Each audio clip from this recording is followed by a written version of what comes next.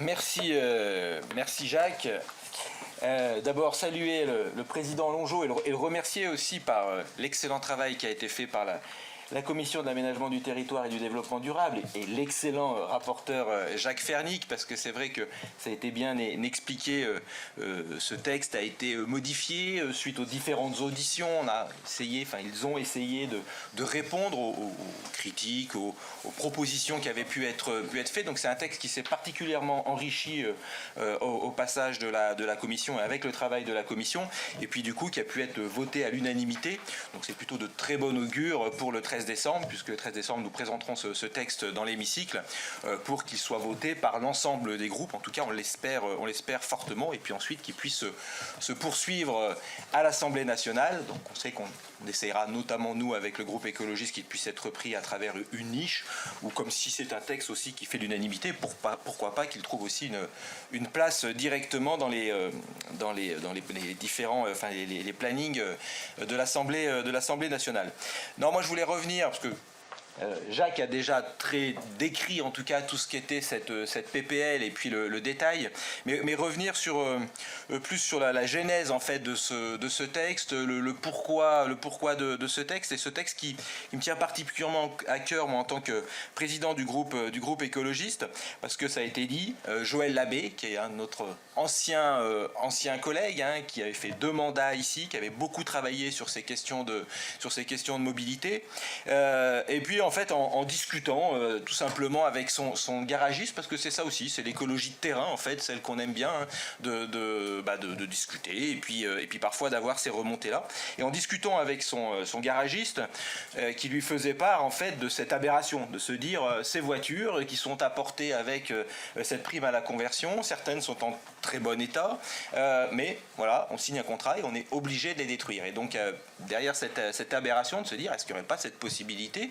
de pouvoir les récupérer, et puis en plus il y a une demande, parce qu'il y a des garages solidaires, parce qu'il y a une demande en termes de mobilité, notamment sur les territoires ruraux ou périurbains, et donc voilà, on avait quelque chose qui en tout cas paraissait assez évident, et donc voilà, c'est tout le travail justement qu'on peut avoir en tant que sénateur, en tant que parlementaire, à travers cette discussion de terrain, travailler. Donc Joël avait travaillé sur un amendement en 2021 pendant la loi Climat et Résilience, et avait proposé cet amendement qui avait été voté au Sénat, et puis ensuite qui avait été évacué, on va dire, à l'Assemblée nationale, mais c'est déjà un amendement qui avait fait débat.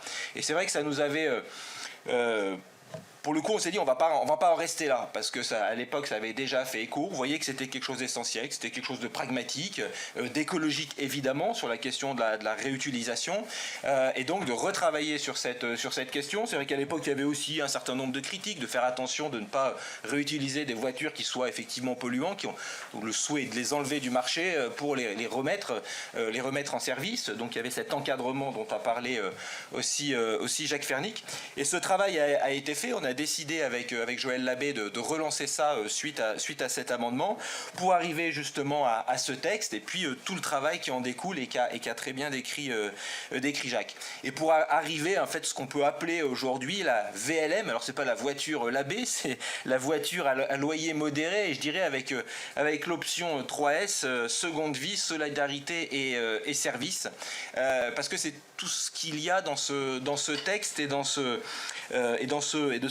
principe. C'est-à-dire que, ça a été dit, les questions à la fois d'inclusion sociale, toutes ces personnes qui n'ont pas accès aux mobilités, et ça a été dit, moi aussi j'ai été maire et j'habite dans une commune de moins de 200 habitants, donc je sais à peu près ce que sont les problématiques de mobilité, justement, quand on n'a pas de transport en commun, quand on n'a pas d'autres alternatives. Alors, il y a le vélo électrique, il y a l'autopartage, il y a le covoiturage, il y a plein d'aspects comme ça sur lesquels on peut travailler sur les mobilités en zone rurale.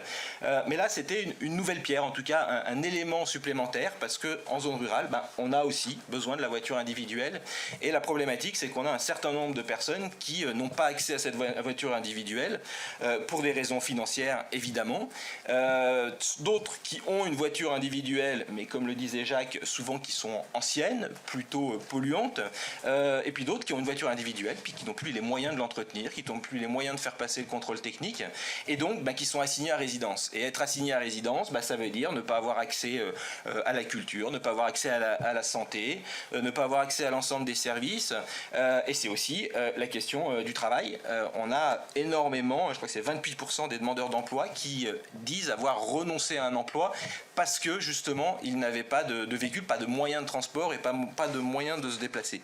Donc c'est vrai que ce texte du coup répond en partie, en tout cas, apporte une solution très, très concrète. Et puis surtout, moi, ce que je trouve, ce qui est intéressant, c'est qu'il s'appuie sur du réel, il s'appuie sur du concret, il s'appuie sur de l'existant, puisque les garages solidaires existent, ils sont déjà en pratique. On en avait visité un certain nombre avec Joël et voir le fonctionnement. Donc on s'appuie vraiment sur un réseau qui existe et sur un réseau qui est amené aussi à se développer. Et à travers ce texte, moi, c'est ce que je trouve intéressant, c'est de répondre aussi à la difficulté de ces garages solidaires qui ont des difficultés à pouvoir récupérer des voitures et conforter leur flotte de véhicules. Mais c'est aussi pour eux une possibilité de se développer. Et en fait, en s'appuyant sur les autorités organisatrices des mobilités, on espère aussi que ça permettra, peut-être sous d'autres formes, peut-être sur d'autres aspects, que ce principe de location solidaire se développe sur l'ensemble des territoires. Donc c'est aussi à travers ce texte ce qu'on souhaite et ce qu'on espère. Et puis il y a l'intérêt évidemment environnemental, puisque pareil, Jacques l'a bien précisé, le fait de réutiliser et de redonner une seconde vie à ces véhicules. On sait très bien que si on fait rouler un véhicule critère 3 pendant 2 ans, 3 ans supplémentaires, on sait bien qu'en impact carbone, on est évidemment beaucoup plus positif et en même temps on rend ses services. Et puis il y a quand même un aspect aussi dans ce texte qui parle du rétrofit, du passage aussi la possibilité de passage à l'électrique. Et ça aussi, c'est quelque chose d'intéressant puisqu'on demande un rapport aussi sur la question du rétrofit, parce qu'on sait que c'est aussi quelque chose, c'est aussi une mission que pourraient avoir des garages solidaires, à pouvoir passer leur flotte carbonée en flotte électrique. Et là, pour le coup, avoir aussi, dans un second temps, une réelle réponse parce qu'on nous en parle aussi sur les ZFE et de pouvoir aussi, du coup, donner cette réponse-là et toutes les questions qu'on peut se poser sur les ZFE. Donc on voit aussi que c'est un texte à 2 temps sur lequel on peut encore avancer. Voilà, moi je ne serai pas plus long, en tout cas très satisfait.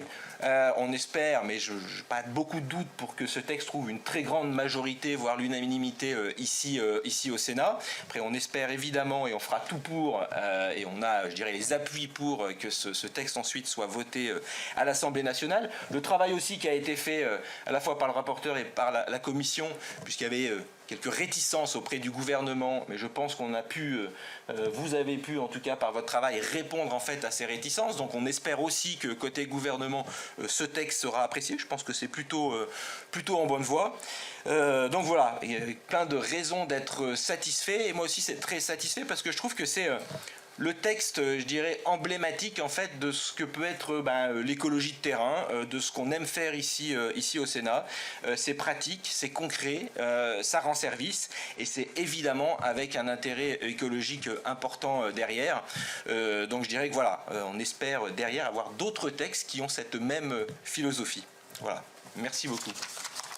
Merci Guillaume.